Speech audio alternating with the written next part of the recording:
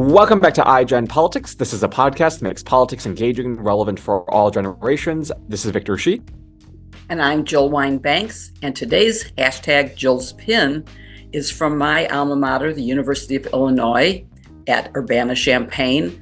Not from my alma mater, Columbia, because Columbia has not behaved so well in terms of free speech on campus. And so I'm wearing that because that's our subject today, one that I think is extremely important and extremely tricky, because where the line for First Amendment falls is very hard to determine. It is a very important subject, and being a college student right now is not easy, especially if you're Jewish. Across colleges in America, Jewish students are facing chants such as Intifada and From the River to the Sea. They fear for their lives simply for being Jewish, or even if not Jewish, for supporting Israel in its right to defend itself. Even worse, as many universities presidents have made clear, when it comes to calling out hate and denouncing attacks on Jewish students, there simply is not the same urgency compared to other marginalized groups. So like Jill said, today we are going to talk about why that is, what is the line for free speech on college campuses, and how can this change on college campuses? And we have a great guest to talk about that, someone who has written about this subject, one of the many thoughtful pieces that we have been reading. Her name is Jennifer Rubin, who I know most of you will already know, both from the Politicon network of podcasts, where she now hosts Green Room with Jennifer Rubin. But she is also, of course, someone who's been on our show and who is a columnist for the Washington Post, as well as an MSNBC analyst. So she did write one of the great op-ed pieces, which of course we will put in our show notes for you to read yourself, along with several others that we found instructive and educational, and talking about why the university leaders have been so slow to react. We're slow, we're saying not the most politically correct things, and I think it'll be an interesting conversation. Jennifer, it is great to have you on the show, and we look forward to this very important conversation. It's a pleasure to see you, Jill and Victor. No, thank you so much for coming on. This is actually your second time coming on. Your last time was for your book, which is great, and today is for a much more complex and tricky subject, but it's one that's so important that we both want to cover. I think it's important to set the scene for our audience, because while anti-Semitism has been bad on college campuses since October 7th of this year, it hasn't really been a new phenomenon. So I'm wondering if you can provide some history about how college campuses haven't really been great for Jewish students throughout American history. Well, I'll date myself, but I was in college at UC Berkeley in the 1980s. And for those of you who know, Israel was at war in Lebanon in 1982. And you saw it then. Groups that were supportive of Palestinians actually became, from my perspective, supportive of, in that case, Hezbollah, so that they felt that it was necessary in order to support the Palestinian cause to support groups that, frankly, were categorized as terrorists. And this pattern has repeated itself over and over again. There are many on the far left, and I'm not talking about the mainstream of the Democratic Party. I'm not even talking about progressives in the Democratic Party. I'm really talking about the left, that sees Israel as a occupier, that sees Israel as a colonizer, that puts it in the same framing that they see African countries. And therefore, they hold Israel responsible for all bad things that happen, and any what they call revolutionary action against Israel is legitimate in their eyes. This is wrong, of course. This is absolutely wrong.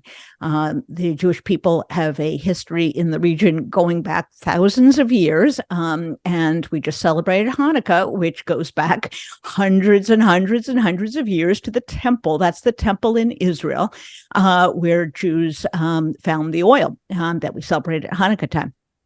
Jews, of course, even before World War II, began to identify a place for a Jewish homeland.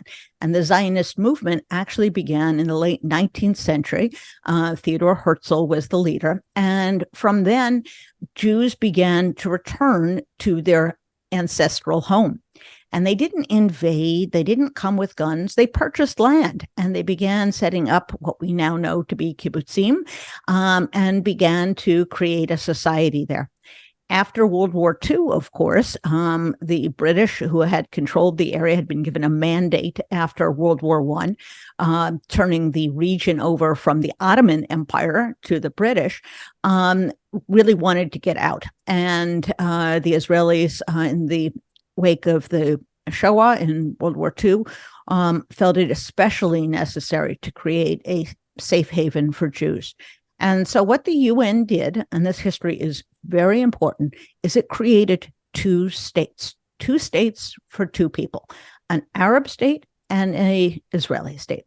And no sooner had the mandate come to an end and the declaration of the State of Israel come into being, but those Arab states attacked Israel. And they attacked, there was a war, and there was an armistice that settled in 1949. That did not include the West Bank, that did not include Jerusalem, but it was somewhat larger than the original state. That remained in place until 1967, when, in anticipation of a massive attack from all sides in the Arab states, the 1967 war took place. And that was when Israel recaptured Jerusalem, recaptured the West Bank, and other areas as well. As we all know, fast forward, Israel since that time has given back part of its territories. It's given back the Golan Heights, and it removed itself. It evacuated from Gaza in 2005. It also made peace with Egypt. It has made peace with several of its Arab neighbors, but it has not resolved the Palestinian issue. And we now fast forward to October 7, and Hamas, which is recognized as a terrorist organization, attacked Jews living in what was pre-1949 Israel. To underscore, they were not going after, quote, settlers, as if the actions would even be justified under that scenario. But they went into what is really the oldest part of the Jewish state, and they committed these massacres and sexual violence, murders, kidnapped several hundred, and have continued to mistreat, sexually abuse, really torture the people that they have held in Gaza. And so we come to the current situation. And I think college campuses, frankly, have always been places for political speech and for political demonstration. And it's always been a place where the left has found a happy home in academia and has been able to organize students or bring in people to organize students. And there's always been a robust argument on campus about just about any issue you can come up with. But Israel hits a particular place because the far left has made Israel a bogeyman, a stand-in for colonialism, a stand-in for racism. And so when October 7 hit, this literally, created just a firestorm, not literally, but figuratively created a firestorm on campuses. And you had certain groups of students, in particular, the several of them that some of which have been now removed from campus for their activities, which went beyond speech. There were death threats, there were assaults, there was physically blocking people, there was incidents of arson, incidents of vandalism. And there was also demonstrations in which slogans that most Jewish students regard as genocidal were uttered. For example, from the river to the sea, meaning that the entire state of Israel needed to be recaptured. That does not mean that they're going to leave them there. It means that they're going to remove them or kill them. And that is, in fact, genocide. Hamas is, in its charter, is committed to genocide. So when they celebrated, quote, the martyrs, who are a genocidal group, or they introduced these slogans, Jewish students, the wider Jewish community, of course, was outraged. Now, we come to where it gets very tricky. And at the risk of becoming legalistic, let's kind of parse this out. Universities are entitled to have utter free speech. In other words, anything goes. You can say anything to anyone, any place, anytime. By and large, universities have not chosen to do that. They have come up with, at times, really, complex, almost Talmudic codes of conduct that bar all kinds of speech, all kinds of harassments. They have propagated trigger warnings on certain materials. They have come up with definitions of microaggressions. They have really gone over backwards to restrict free speech. So in this environment, when we're seeking to protect people from all sorts of things, Jewish students in the Jewish community said, well, why aren't you protecting Jews from anti-Semitism and from these other actions? And that's where the presidents of these universities kind of stalled out. And they didn't know what to say. They went up to the Hill.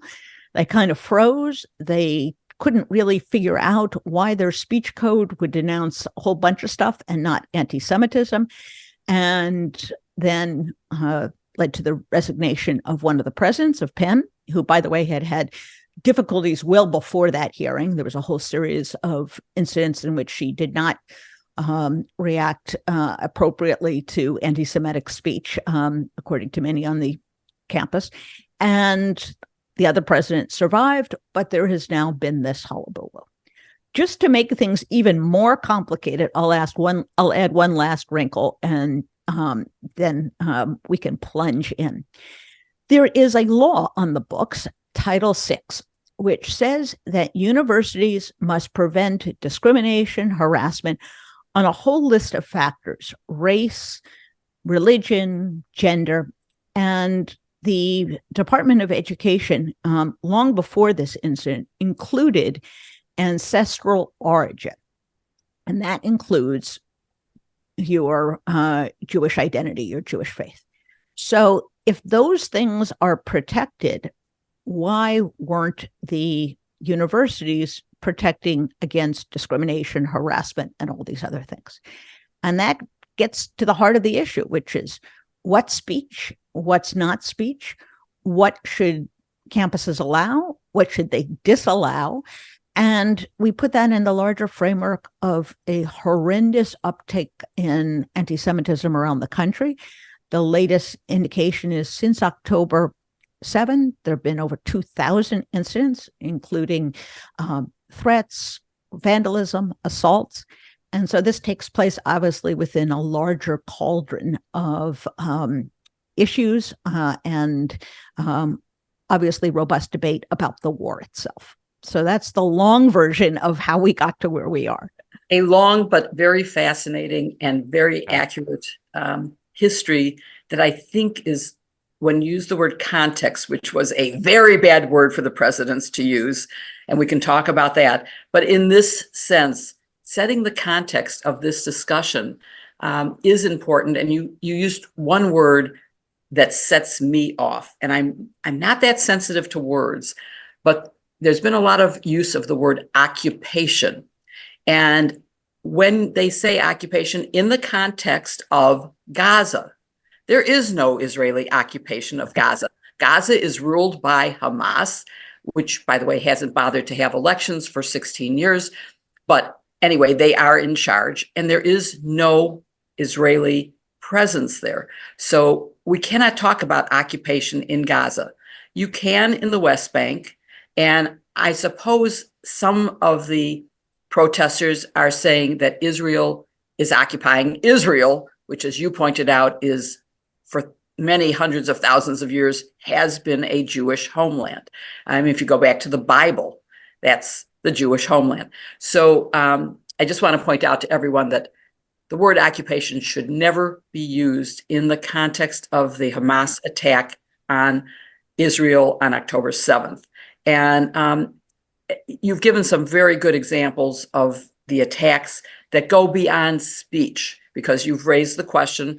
One, free speech is one thing. I was on the board of the ACLU when there was allowed to be a march in Skokie of Nazis. And Skokie is a very Jewish neighborhood. And it was very upsetting. There are a lot of Holocaust survivors at the time there were. And by the way, when you say you aged yourself, I was already in law school during the 67 war. So what can I say? I've lived through a lot of this. I was alive when Israel was formed as a new homeland for Jews. Obviously not when it was formed during the Bible. I'm not that old. But anyway, I think the examples, a mass shooting at the Tree of Life Synagogue precedes this, and there are many, many other attacks. But the college one raises the issue of, one, these were private schools versus the University of Illinois, which is a public school and is therefore governed by the First Amendment. Private schools, not so much. So I want to talk about what rules apply and where, even if the First Amendment applies, there's still a line. There are certain things you cannot say, and there are certain rules on campus. And I want to point out that the president of UPenn, who is no longer, is a lawyer. How were these presidents so unprepared for what was an obvious question? And why couldn't they have said, well, first of all, you could have made an argument maybe that there was no genocide being talked about when they were talking about intifada, because again, if you define the word, it means an uprising. It doesn't mean killing. It means protesting. And so there's all these questions about the First Amendment and what does it mean on a college campus where, when I was in school, we valued the diversity of viewpoints and having civil debates. Where have we gotten to now? Well, I think you raise the central issue, which is private universities could have an absolutely free flow of ideas, barring the very extremes. You can't shout fire at a crowded room. You can't make death threats against people. Without those extremes, they could say these are places of complete and total free exchange of ideas. And there is speech we don't like, but this is what a free campus is supposed to be.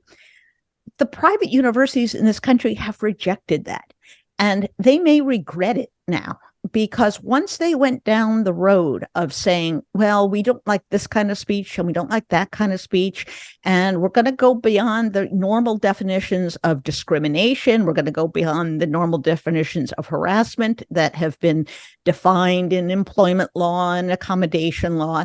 Once they went down that road, they kind of made their own bed. And once you're going to have all those rules and regulations, then Title VI kicks in and it says you can't treat one group differently than another group. That's the definition of discrimination. So whether they intended it or not, this is where they are. They're in this boat because they put themselves in this boat. And if you had rolled back the days and the years and said, the free speech movement in the 1960s essentially allowed students to demonstrate and say whatever they want. They couldn't occupy buildings. They couldn't harm people, but they could say essentially all they want. If you had preserved that, the presidents could have gone up to the Hill and said, you know what? We condemn anything that goes beyond speech, but that's the rule for the campus. We have free and open speech, and that's the rule. They may regret having gone down that road, but you're right. Having gone down that road, they certainly know they went down that road, and how they could not have answered that question. She was not only a lawyer, the president of Penn, they were prepped by lawyers. Yes, and you think one of them would have brought the issue that you're a private university and the First Amendment doesn't really apply to you. But in fairness to the lawyers, let's not blame the lawyers. The lawyers probably told them, you got this speech code and you apply it in all these ways. So you're in a little bit of a fix here. And they're right. They are in a fix. They're in a fix of their own making. Yeah. And I want to point out one of the worst things of this is the hypocrisy, because there is not equal enforcement. We're going to include, in addition to your pieces on this, in our show notes, one by Brett Stevens, who really made the point about, if you're going to do this, you have to do it the same for all. And that raises for me, I don't know if you saw the Wall Street Journal, which I seldom read their opinion pieces, but I happened to see one that really got to me, actually two, but one was about not exactly the occupation, I don't know if that's the right word, of the library, but it was, they had hung a banner, pro-Palestinian banner. Almost everyone in the library was wearing a keffiyeh, the black and white scarf. Although a friend of mine pointed very carefully, if you look in the far back, there were two students wearing the Jewish shawl, not the scarf. I don't know what the shawl is called. A talit. A talit or a talis. It's the same. A talis is, I thought, just the narrow one. This was the pointy one. Anyway, maybe it is a talis. And they were handing out leaflets as you entered the library, pro-Palestinian, and engaging in very pro-Palestinian activity. That's the library at Harvard. And to me, that is something that the school cannot allow as a matter of free speech. That is a place where students come to study and to get research, and it has to be open to everyone. So that particularly bothered me, as and the rabbi of Shabbat at Harvard was also told he could have a menorah in front of the library if he took it away at night, because it would be vandalized if he did not. So those are the kind of things that seem to me need equal enforcement and protection. And there is something called time and place regulation, which, as long as it is content neutral, in other words, they wouldn't allow those banners and the flyers, regardless of what they said, because that's a place to study, that you can regulate those types of things. And as you know, in Skokie, the issue was, well, they had given these kinds of licenses, these kinds of permits to march to other groups, and you can't, within the context of a permitting system, discriminate on the content of the speech, so long as you do it. So it is perfectly reasonable, for example, in a classroom, you say, we're not going to allow demonstrations in a classroom because we can't teach if everyone is shouting and carrying on. That would be a place and time. And I would add that the universities could, if they wanted, designate a place on campus for whatever demonstrations they want. And that would prevent some of this issue of blocking people or blocking buildings or interfering with people's passage on the campus. They could give them a place and say, that's it.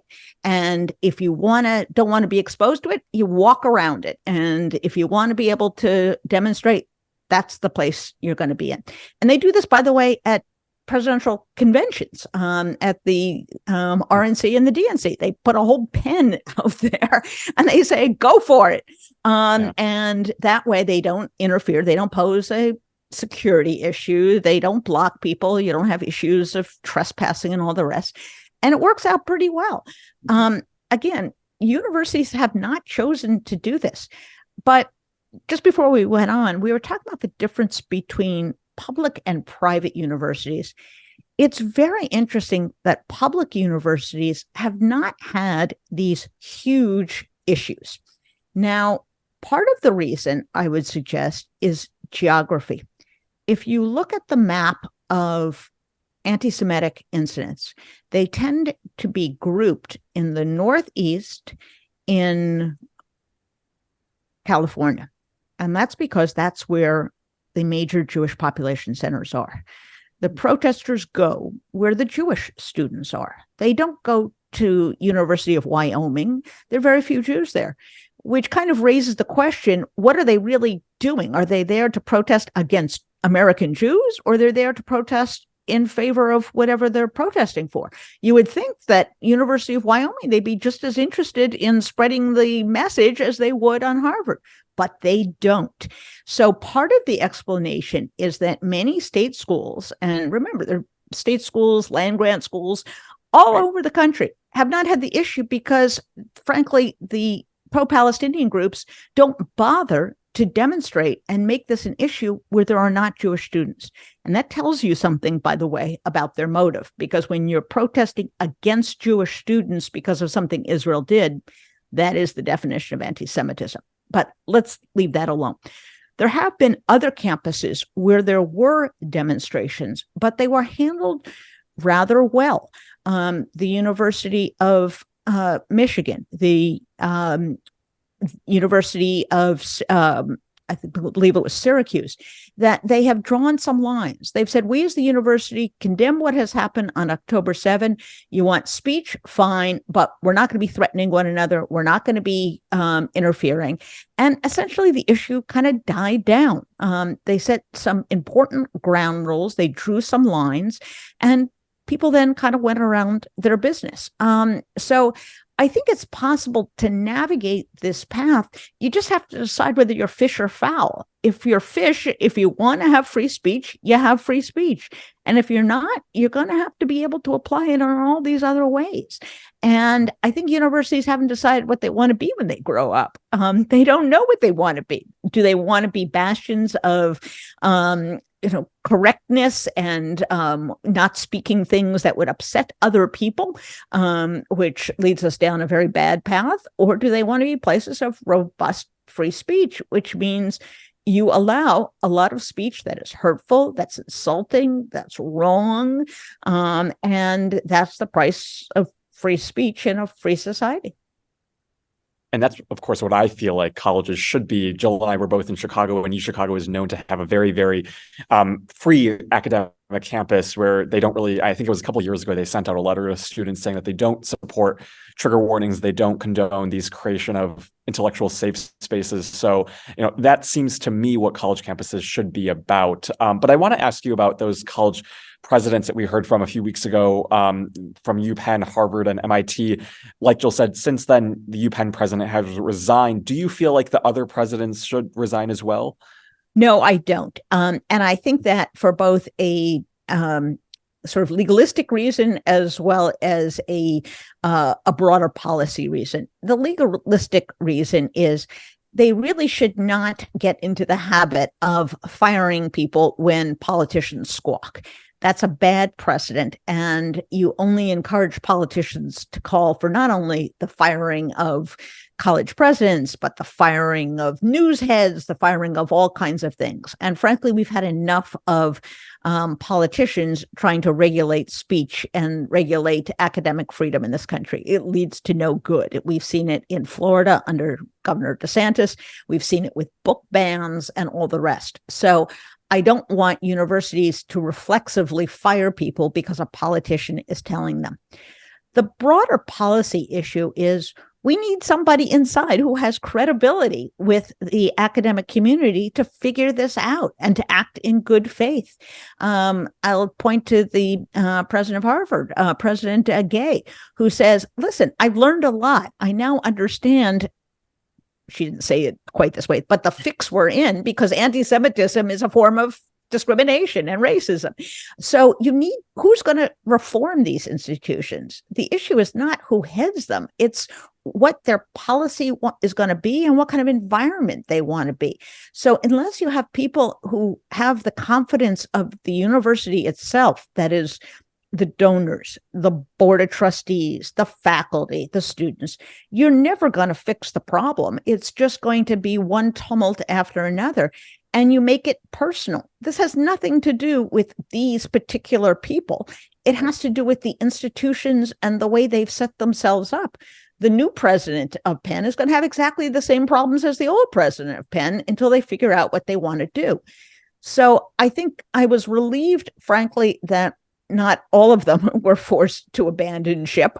I think they behaved very badly, very stupidly. You would think people of major institutions like that would have greater presence of mind, greater emotional intelligence, greater foresight. But be that as it may, they are who they are. And now I think we want to see what they're going to do. What is Harvard going to do? Are they just going to add, anti-Semitism to their code? Are they going to rethink their code? I don't know what they have in mind. But I will say this, if you're going to have all kinds of sensitivity training and have students sign off on these policies, you can't leave out anti-Semitism, because that's a form of discrimination and racism. And I think it's almost like they never figured that out before. And I think that's in part because they have this left mindset that Jews are not a protectable group, that Jews and Israel are, number one, white, which would be news to many Jews who've been discriminated as non-white for many years, and that they don't need protection. But that's, of course, nonsense. Religious discrimination and anti-Semitism is the oldest hatred, not a non-issue. So now that they get that, now that President Gay, I think, understands that, my hope would be that they come up with some workable rules that strike some kind of balance. I don't think Harvard is going to go back to the days of anyone says anything anywhere. But I think they do need to rethink the micromanagement of speech and of the way in which they allow free demonstrations. And I come back to the idea of having certain designated areas. And if you are going to harass students outside of that area, if you're going to go into the library, if you're going to go into the classroom, well, then you're going to be disciplined for that. And that just makes it easier for everyone. Inside the demonstration. Can you imagine in the library a banner being hung that was pro-Nazi, pro-white racist? Yes. It's unthinkable. That would have been punished, which brings us back to they need rules that at the very least require equal treatment for all speech. And that's what has been missing here. And they need to make clear that the physical threatening of students, for whatever reason, because of the color of their skin or because of their religious affiliation, should not be permitted. That's not speech. And again, I grew up in the free speech era of the 60s. And so I never suffered from having a discussion of unequal views. And I think, students now with these trigger warnings and stuff are too protected. We need to be able to have different points of view. But I don't know why the universities weren't better prepared to deal with this, particularly at a private school where there is more freedom than a state university.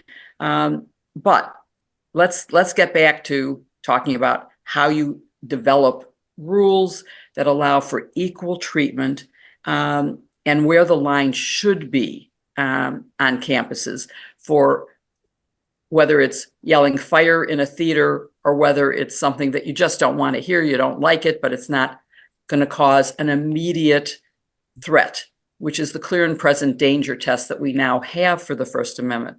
What do you think of that? Well, I think it would be better if they could kind of erase, take the eraser, take all this stuff off the blackboard and start from scratch, because then you could set broader, globalist policies. You could say you can demonstrate here, you can't demonstrate there. You can say advancing political views, even ones that other people find noxious, is fine. It's not fine to call for the eradication of certain groups. You could come up with whatever rules you want, but I think that's almost impossible now for these universities because they've gone so far down the road. Then if they tried to do it, they would find resistance from all the other groups, which are constantly in a turmoil on the campus. So it's not an easy thing to kind of redo it all. And that's what these university presidents are going to have to, wrestle with, going to have to deal with. I would also say that universities were pummeled because they didn't institutionally make a statement about October 7th. I guess we've just come to the point where universities have to make a statement about everything. because what's the difference? Do they have to make a statement when, a major piece of legislation is passed? Do they have to make a statement when every war breaks out? They've gotten in the business of acting as sort of a moral political actor institutionally. And that's why people were so disturbed that they didn't say something in this instance. If you're going to put out a statement about George Floyd, for example, and racial justice, why not put out something about this? And this gets back to this even-handed policy. Yeah. There, I think universities would be very wise to say, you know what, we're going to not get in the business of making public declarations about major events outside the university. We're a university. We're going to talk about what goes on our campus. We're going to talk about the education of our students, and students can think for themselves. Students can take all kinds of positions and frankly demonstrate. But why do we need the University of Alabama or Harvard University to weigh in on world or political events? What's the need there? So that's one area in which I think they would be wise to say, we're just not going to say anything about these major events and leave it at that.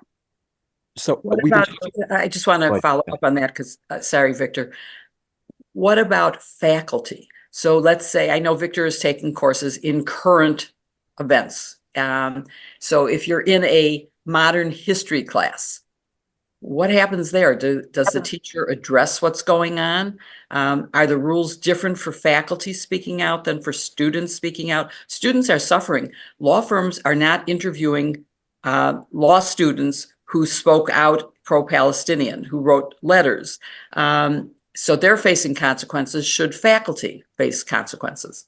Well, this gets back to what should faculty be doing. I think not talking about current events is the worst of all outcomes, particularly if you're teaching a modern history class or you're teaching a sociology class or a political science class. That's what they do. But there is a line which does alarm me, in which certain professors have actually singled out Jewish students or blame them, for instance. That is totally inappropriate. That is beyond the realm. That's improper pedagogy. That is improper discrimination among students. So you would think if you got that far in your professor, the difference between teaching and singling out, vilifying the students in your classroom and the rest. Now, many students complain that their faculty are too political, that they have obvious points of view. I get that.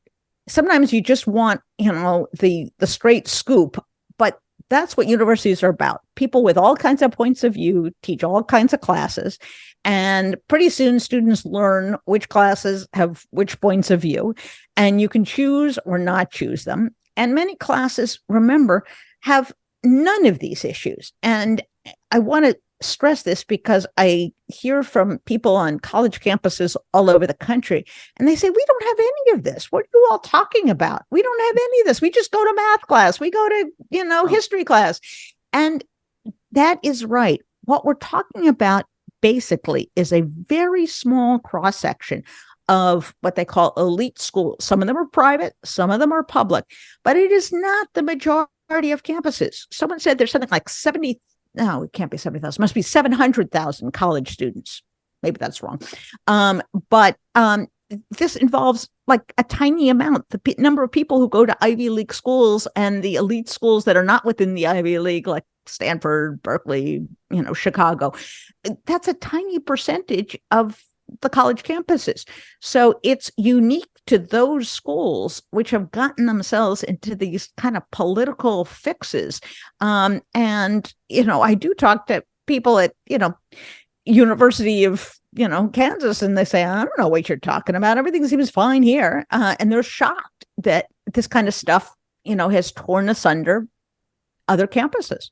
That's actually what I've noticed as well. I have a lot of friends who go to those type of schools, and they really aren't experiencing any of the things that are happening at Harvard or Columbia or any of those schools. And I'm wondering, we're now at a time when a lot of students and parents are thinking about colleges and where to apply for colleges. I think this past week, some early decisions came out. But given what has sort of happened on these elite campuses, where at least a lot of my friends in high school thought of those as sort of, you can be successful only if you go to those type of colleges, should people be rethinking those type of colleges and the value that they get from those universities compared to other schools?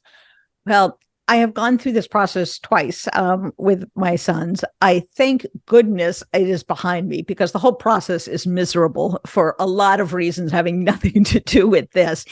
But I would say three things. First of all, people make way too much out of where you go to school. After your first job, no one ever asks you where you went to school. They ask what you did at your last job. And you can get a fine education and get a fine job in many places. I went to a public school, UC Berkeley. Do I feel like I missed out because I didn't go to Harvard? No, that's ridiculous. So people obsess thinking the only possible place to go is this very small network of schools. And things like the US News and World Report ranking and other rankings make parents and students crazy. And they make universities crazy, because one of the criteria for ranking high is that you're super selective, meaning that you recruit hundreds of thousands of kids who get a raised expectation that they too might go to Harvard, and then you still select only the few thousand that get to go. So the notion of select schools, of some schools being, better than others, pick a good school, which is good for the area, if you know what you want to do, that you want to do. So if you want to have a good background in engineering, look at a place like Georgia Tech, which is highly regarded. You don't have to go to MIT. You can go to Georgia Tech. You can go to UCLA. You can go to University of Indiana. These are places that have very good departments. So think less about the name and think more about the school and what you want to do with it. The second, I would say, is if a college campus cannot physically protect students, I would take them off the list. If they're so incompetent that they allow some students to physically harm other students, why would you let your child go there? That's absurd. So I would make sure, as you're going through this process, that you question them. What kind of behavior is allowed? How do you enforce rules when students violate them? What kind of security do you have? What are the rules of engagement when you have a public speaker on campus? There have been a lot of issues. There were issues when I went to school about which, kind of speakers could come, whether you could demonstrate inside the room, outside the room. So investigate and ask those questions. And the third, I would say, is that students have a variety of reasons for picking a school. And one of them is, do you feel comfortable in that kind of environment?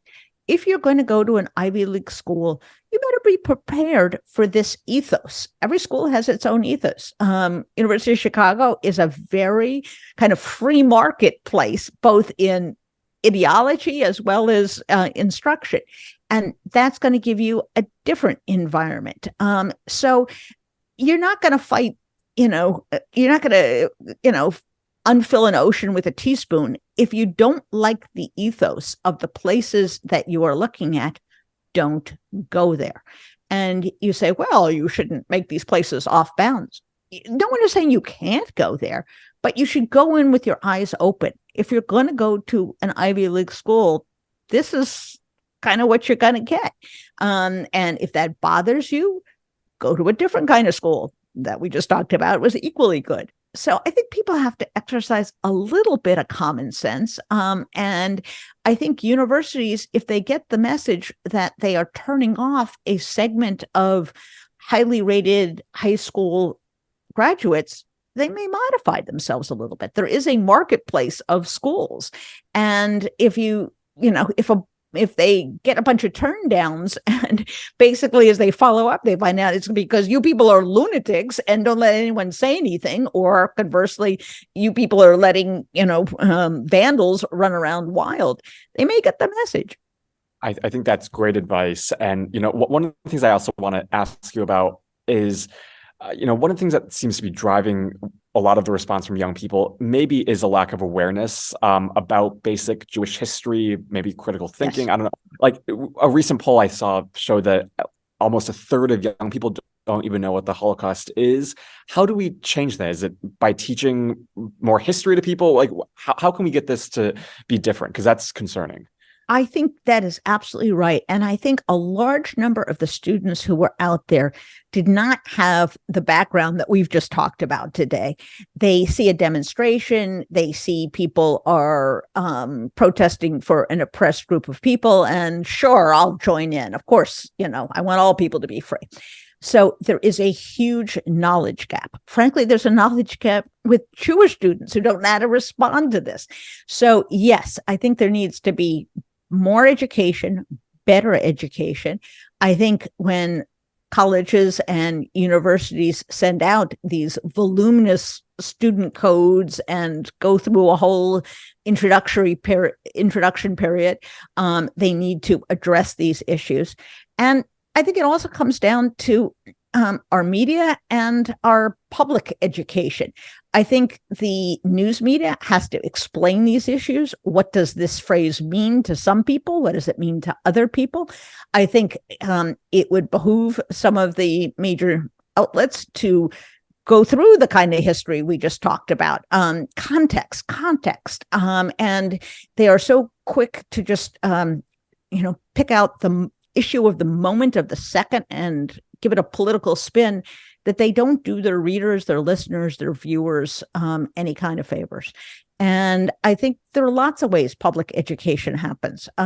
There are, although this is a very elite audience, I realize, there are 2 shows on Broadway, one called Harmony, which is about a mixed choir, an a cappella choir during the 1930s in Germany, half Jewish, half Gentile. There's another play called The Prayer for French Jews, which traces one family in history. So I think there's lots of ways. It used to be when I was a kid that almost all kids at some point read Anne Frank's diary. What happened to that? I guess the book burners and the book banners said, oh no, we can't have that. So, more education, more discussion, a richer environment so that people at least are sensitized. I don't expect everyone to be a walking encyclopedia of Jewish history or African American history or Asian history, but some familiarity. And I also think there's an emotional and kind of behavioral problem that we've gotten into, which is people don't listen to one another. They don't talk calmly in a context. They're out there screaming at the top of their lungs. And I think universities should encourage people to sit down and talk. There's one university, and I'm sorry, I can't remember it, where the head of the Jewish studies and the head of the Arab studies are sitting down together to hold classrooms, discussions, talking groups. That is exactly the place of a university. If I could point to one positive thing, why isn't every university doing things like that? So that you teach. Gosh, that's what they're all about. They're educational institutions. So teach. Boy, that is the best advice of all. We had a whole series of questions about the media and politics, but you're going to have to promise to come back because we're out of time. So I will. I want to follow up on the political questions, and particularly how the media covers Donald Trump, how the media covers President Biden. Why, in the same way that we were talking about, you need equality in coverage of the First Amendment and in enforcement of the First Amendment. I think we need some equality in coverage. But will you promise to come back and talk to us again? I will. I always enjoy this because, first of all, Victor does something that we badly need, which is provide the perspective and the understanding of a generation that gets a really bad rap. And I always enjoy that. And Jill, will always be my Watergate gal. I always love coming on. So thank you very most, and have a wonderful, wonderful holiday season. You too. Happy Hanukkah, Sag Samich, and bye. New Year. Take care. Bye-bye. Thank you, Jennifer.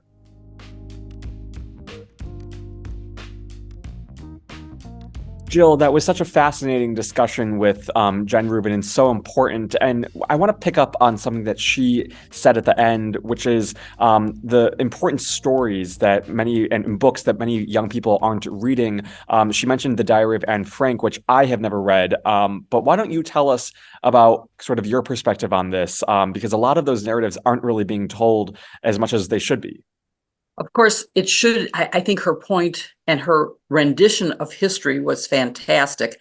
Everyone should listen to that full segment of her explaining the history of Israel.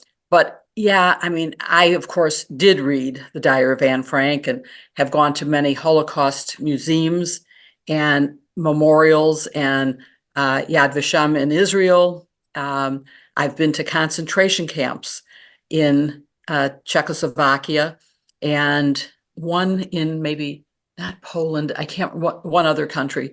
And seeing is unbelievable. I mean, it's a searing experience.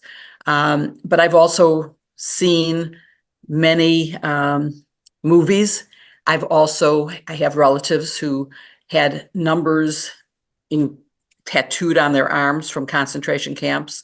Had one experience in France one weekend with an amazing Holocaust survivor, and going to Lyon to watch the trial of Klaus Barbie, one of the last people to be tried for the Holocaust. So it's definitely embedded in me in ways that aren't.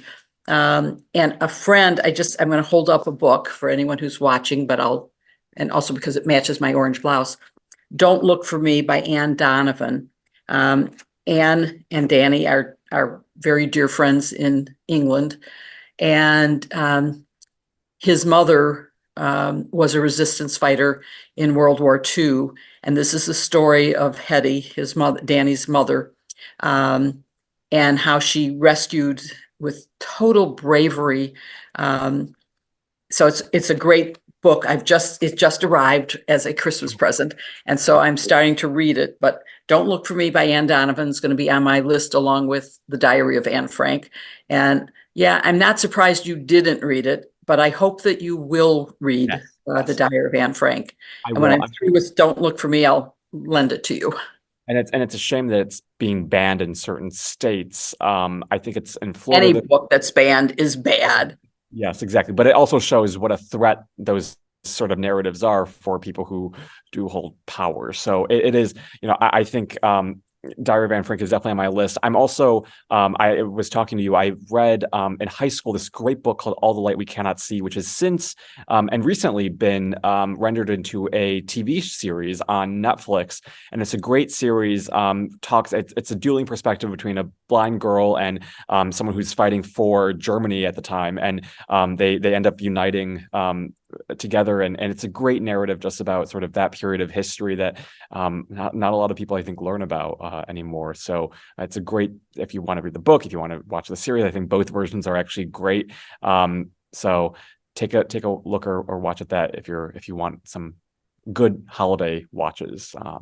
I hope everyone listening today really understands the complexity of the issue of the First Amendment, where we want to have dialogue. We want to have civil dialogue. We do not want to have any kind of violence. The marchers in Charlottesville who plowed a car and killed a person, that's not allowed.